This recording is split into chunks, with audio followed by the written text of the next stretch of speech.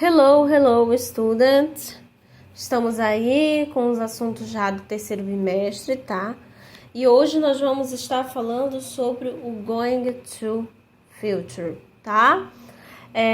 Teacher, o que quer dizer o going to future? O nosso assunto, quando nós estamos falando sobre going to future, nós estamos falando de uma ação, tá? No futuro, que quando nós utilizamos o going to para falar desses eventos, é quando nós temos certeza, tá, que eles irão acontecer no futuro imediato, pois dá para entender que tem evidências claras sobre isso para expressar esses planos e intenções, ok? E aí, vocês vão visualizar agora, tá, a formação desse going to.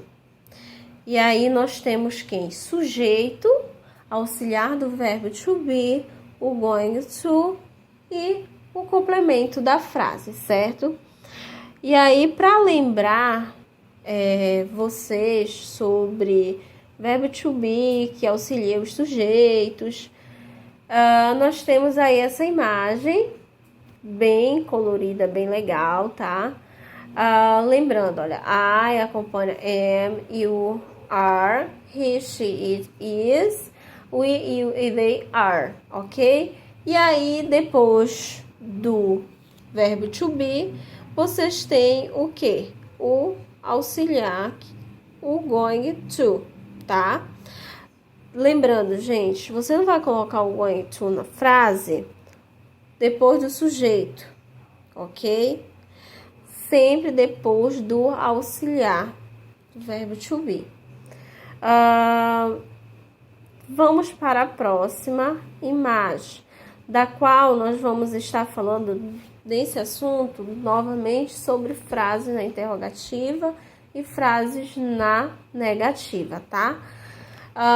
Para formar essa frase na negativa, o que acontece? Vocês vão utilizar a partícula de negação da língua inglesa, o not.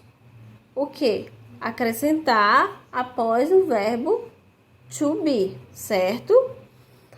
E aqui nós temos essa imagem sobre a regra da negativa.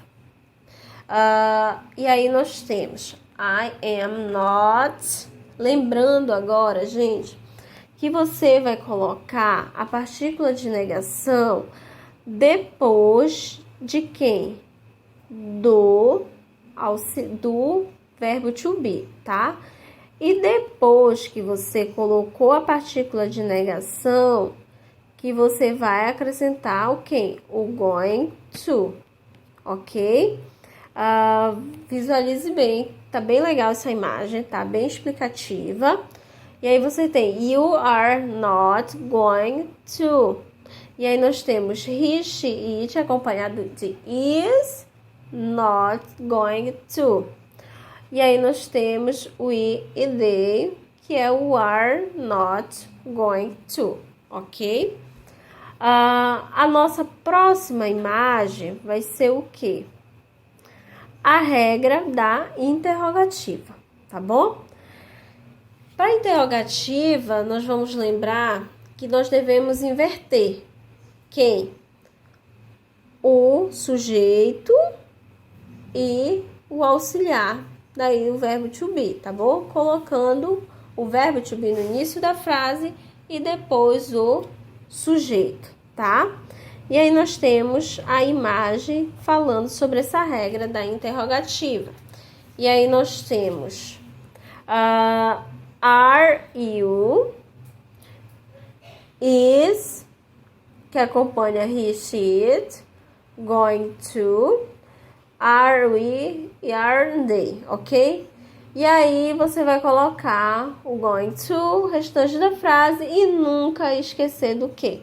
Desse ponto bem grande de interrogação aí, tá? Porque nós estamos falando de uma frase interrogativa, ok, students?